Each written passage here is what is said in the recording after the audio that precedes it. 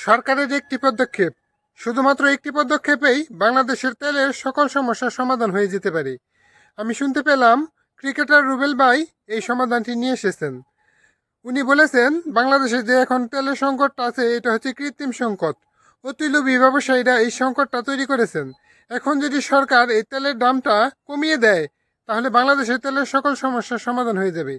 এই আইডিয়াটা আমার খুবই ভালো লেগেছে। ঠিক তাই, সরকার যদি বর্তমান সময়ে তেলের দামটা কমিয়ে দেয় তাহলে অতিলোভী ব্যবসায়ীদের সিন্ডিকেট ভেঙে যাবে। তারা যদি তেলের দাম তারপরেও যদি তেল না ছাড়তে চায়, সরকার দাম আরও কমিয়ে দেবে। সমস্যা কি? এটা তো আমাদের কিনে আনতে হয় না, বাইরে থেকে ইনপুট করতে হয় না, আমাদের বাংলাদেশে উৎপাদন হয়। পেট্রোল অকটেন আমাদের বাংলাদেশে উৎপাদন হয়, প্রয়োজনের চাইতে বেশি উৎপাদন হয়।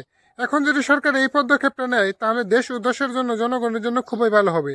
তা না করে যদি সরকার তেলের দাম আরও উল্টো বাড়িয়ে দেয় তাহলে আমরা এটা ধরে নিব যে সরকারি নেতাকর্মী এবং কি সরকার নিজেও এর সাথে জড়িত আছে।